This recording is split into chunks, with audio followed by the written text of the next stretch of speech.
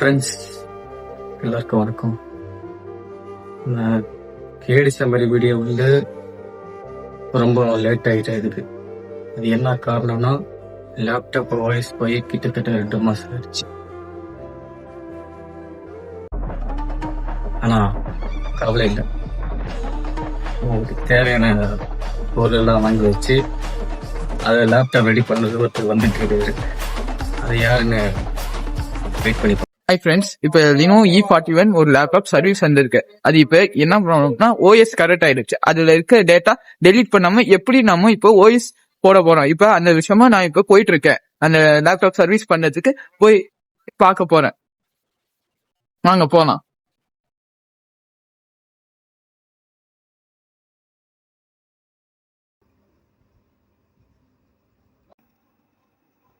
Hi. வாங்க. என்னாச்சுப்பா? வாங்க சுதன், நீங்க தான் இது பண்ண போறீங்களா? பண்ணிடுவீங்களா? பண்ணிடுவோம். Hard disk 500 GB, external CD drive, hard disk connecting cable, star screw driver. பின்னாடி பார்க்கவும் ஸ்க்ரூலாம் கழட்டுற மாதிரி இருக்கு. அது ஸ்க்ரூ ரிமூவ் பண்ணி அதுக்கப்புறமேட்டு பின்னாடி இருக்க டாப்பை கழட்டி எல்லாம் சரியா இருக்கா கரெக்டா இருக்கான்னு நான் செக் பண்ணிக்கிறேன். அதுக்கப்புறம் அது சிடி ரிமூவ் பண்ணிட்டு செகண்டரியா இருக்க ஹார்ட் டிஸ்கை போட்டு அது வந்து செகண்டரியா இருக்க ஹார்ட் டிஸ்கை கனெக்ட் பண்ணி விட்றேன். போட்டுட்டு டாப்பை மட்டும் க்ளோஸ் பண்ணிட்டு பென்ட்ரைவ் கீபோர்ட்லாம் போட்டுட்டு பென்ட்ரைவ் சொருவி F2 F9 அமுத்திட்டே இருக்கவும் ஓஎஸ் கூட போகுது. ஓஎஸ் கூட போயிட்டு அந்த இன்ஸ்டால் கேட்குது. இன்ஸ்டால் கொடுத்த பிறகு ஹார்ட் டிஸ்க்கு எதில் ஓஎஸ் போடுறதுன்னு கேட்குது. அதில் வந்து எல்லா பழைய ஹார்ட் டிஸ்கில் அது ஓஎஸ் போடல.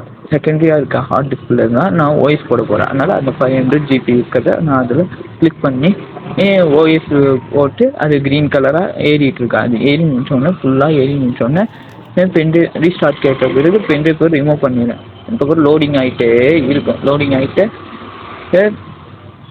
அப்புறமேட்டுக்கு ஒவ்வொரு இது அலோன்னு கேட்டுகிட்டே இருக்கும். அதுக்கப்புறம் நேம் என்ன நேம் வைக்கணுமோ அதை நம்ம வச்சுக்கலாம்.